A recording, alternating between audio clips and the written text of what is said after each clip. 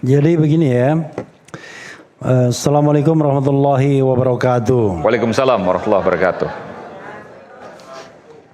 Mas Roy dan Dr. Tifa itu dikenakan 4 hal. Satu secara berurutan ya. Satu adalah fitnah dengan ancaman hukuman 3 tahun. Kemudian 2 adalah pencemaran nama baik dengan ancaman hukuman 9 bulan. Yang ketiga adalah pasal mengedit seolah-olah itu menjadi dokumen yang otentik dengan ancaman hukuman 12 tahun penjara. Dan kemudian pasal 32 ayat 1 yang kita bicarakan yaitu melakukan merusak, menambah, mengurangi dokumen milik orang lain atau milik publik dengan ancaman hukuman 8 tahun. Nah pertama ya, kita bicara tentang sebuah rasionalitas ketika ada ancaman hukuman. Core bisnis dari kasus ini adalah ada orang yang merasa difitnah dan dicemarkan nama baiknya.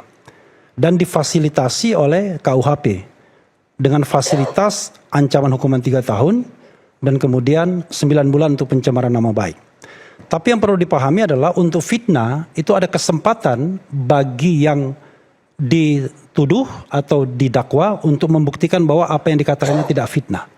Karena itu kita mengatakan nggak bisa Anda kemudian menuding orang fitnah tetapi tidak pernah ada pembuktian bahwa ijazah itu palsu atau asli. Itu satu soal. Tapi yang jadi masalah adalah ketika semua rakyat di Republik ini berbicara tentang fitnah, pencemaran nama baik, logikanya melompat.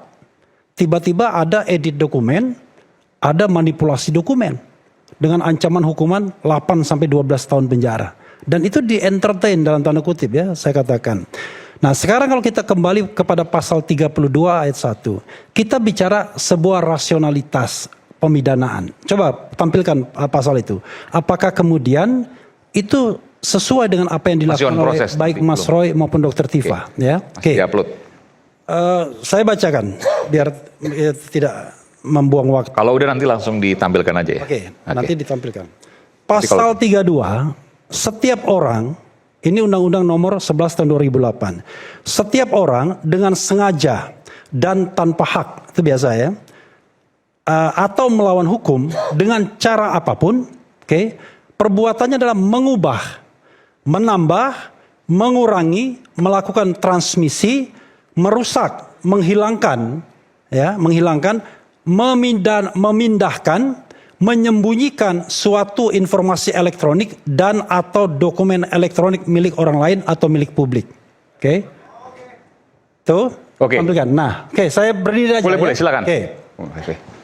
Setiap orang dengan sengaja dan tanpa hak atau melawan hukum dengan cara apapun mengubah, menambah, mengurangi, melakukan transmisi, merusak, menghilangkan, memindahkan, menyembunyikan suatu informasi elektronik dan atau dokumen elektronik milik orang lain atau milik publik. Kalau kita bicara bahasa Indonesia, dan ataunya ada di mana? Dan ataunya ada di informasi elektronik dan dokumen elektronik gitu ya, dan ataunya. Tapi kalau kita lihat koma ini seperti perbuatan yang akumulatif. Kalau seandainya tidak akumulatif berarti formulasi pasal ini keliru. Yang kedua adalah, saya baca 2 dan 3 biar ada satu kesatuan. Setiap orang dengan sengaja dan tanpa hak atau melawan hukum dengan cara apapun memindahkan atau mentransfer informasi elektronik dan atau dokumen elektronik kepada sistem elektronik orang lain yang tidak berhak. Kurang lebih sama ya, perbuatan mentransfer atau transmisi. Ini 12 tahun semua nih ya? Ini yang 8 tahun. Oke. Kemudian terhadap perbuatan sebagaimana dimaksud pada ayat 1 ya. Kemudian yang mengakibatkan terbukanya suatu informasi elektronik dan atau dokumen elektronik yang bersifat rahasia. Menjadi dapat diakses oleh publik dengan keutuhan data yang tidak sebagaimana mestinya. Pertanyaan kita adalah rasionalitas kita. Ada nggak Mas Roy, Dr. Tifa melakukan perbuatan ini? Sehingga bahwa dokumen yang tadinya rahasia kemudian bisa accessible kepada publik. Atau yang tadinya dokumen itu utuh jadi rusak. Kan kita pakai rasionalitas saja. Makanya kami pada waktu pra-peradilan menantang. Silakan hadirkan saksi dan ahli yang mampu menerangkan bukan benar dan tidaknya tindakan. Tetapi ada minimal 2 alat bukti yang cukup, yang memadai untuk diterapkannya pasal 32 ayat 1 ini. Dan unfortunately nggak ada mereka hadirkan satu pun saksi. Yang ada ahli, tapi ahlinya ahli kitab undang-undang hukum acara pidana, ahli pidana, yang juga tidak bisa menjelaskan soal ini. Jadi kalau kita bicara tentang rasionalitas, it doesn't make sense.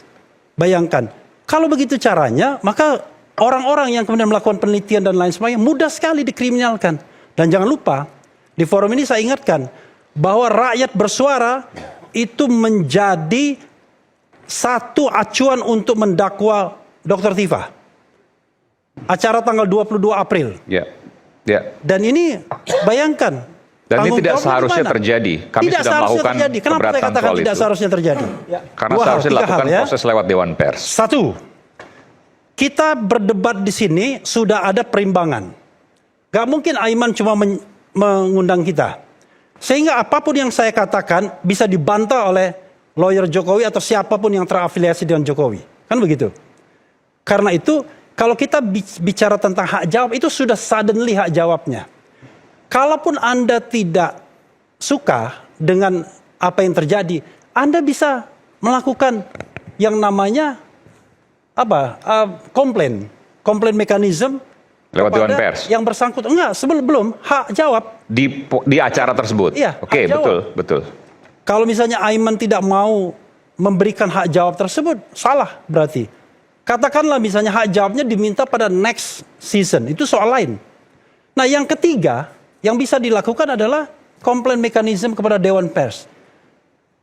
Itu tidak dilakukan. Jumping up saja, dilaporkan dan kemudian menjadi fakta atau menjadi link untuk memidanakan seseorang. Coba lihat misalnya, pasal 35 nanti diinikan lagi. Karena itu, kita mengatakan, kita menantang, ada nggak saksi yang melihat ya, baru melihat benar atau tidaknya, bahwa Mas Roy mengubah, menambah, mengurangi, melakukan transmisi, merusak, ya, menghilangkan, memindahkan, menyembunyikan suatu informasi elektronik. Pertanyaannya, ada nggak saksi yang melihat itu? Iya, ada nggak saksi yang melihat itu? Dan ketika kita... Sebentar, saya tanya boleh? Iya. Saya jawab. Boleh jawaban singkat saja, Prof. Firmanto, ada nggak saksi yang melihat itu? Bahwa Mas Roy dan Dr. Tifa melakukan pengubahan dokumen digital tadi? Tes. Selamat malam. Ya, salah satunya Mas Roy. Saksi satunya Mas Roy? Iya dong, karena dia yang menyatakan ijazah Oke. Pak Jokowi palsu. Loh, bukan. Oke. Kan gitu. Maksudnya pasal ini dibuat untuk apa? Tahu nggak, Prof? Enggak, saya Ini nggak tuh mau- untuk hacker. Saya nggak mau mengomentari, makanya Loh, tadi iya. saya senyum-senyum aja. Karena kenapa? Makanya. Apa yang sudah disampaikan semua prejudis ini kan sudah dibantah dalam putusan Prapit kemarin. Pra-peradilan Sudah kemarin. ditolak semua. Sehingga dikatakan Itu nggak benar, itu nggak Anda benar. gunakan Itu nggak benar. aja sidang untuk hak Anda dan itu dibolehkan. Jadi saya pikir gini, kenapa dari tadi saya mencermati aja? Karena yang dibahas ini sudah lampau. Ini yang pra-peradilan kedua kemarin ini? Iya. Sudah dibahas dan kemudian Mas Roy kalah. Tersangkanya dipertanyakan kan kemarin Belum kita dan masuk ini tidak kan. dipertimbangkan. Gini ya, begini. Jadi saya mau menyampaikan bahwa kemarin itu hakim sesungguhnya sudah membuat hukum mengatakan bahwa penetapan tersangkanya tidak pengajuan permohonan review terhadap penetapan tersangka ditolak kan gitu. Artinya malah sampai ada beberapa kata yang mungkin saya nggak usah sampaikan lah. Yang intinya penyalahgunaan Prapit kira-kira gitu. Jadi saya pikir Oleh hakim ini? oleh hakim Disebutkan itu? disebutkan. Jadi menurut saya tolonglah, kita kan di sini kan disaksikan oleh publik. Kita skip aja nih. Tadi kan agendanya adu bukti, itu lebih menarik. Tapi kalau kita bahas lagi mengenai penetapan tersangka pasal demi pasal, siapapun ahlinya Akan kan nanti berbeda. akan dilihat nanti di persidangan. Oke. Kata disampaikan oleh hakim demikian. Jadi saya pikir Oke. saya menghargai rekan saya harus refli, tetapi dilanjutkan. saya juga tidak mau lantas terus disajikan seperti ini. Oke. Bang Aiman. Oke. Ya, Tapi intinya bahwa ada saksi itu, ada salah satu adalah Mas Roy. Oke, silakan. Gini, saya lanjutkan ya. Itu salah. Gini. Saya kok malah jadikan saksi Ya. nih. Gini. Setelah ini baru kita Ya. pembuktian. Ya, makanya Otaknya udah terbalik. makanya kan Gini. beliau-beliau ini menyatakan Gini. ialah segalanya. Tidak ada yang benar kecuali dirinya. Kan itu nih, kan mau dipertontonkan seperti itu. Jadi saya tidak mau terjebak di situ. Jadi saya pikir kalau kita membahas yang lain, ini udah berapa sesi nih bicara dan nggak selesai-selesai dan terakhir dalam putusan Prapit ditolak. Ya, Selesai. Man, saya biar saya jelaskan.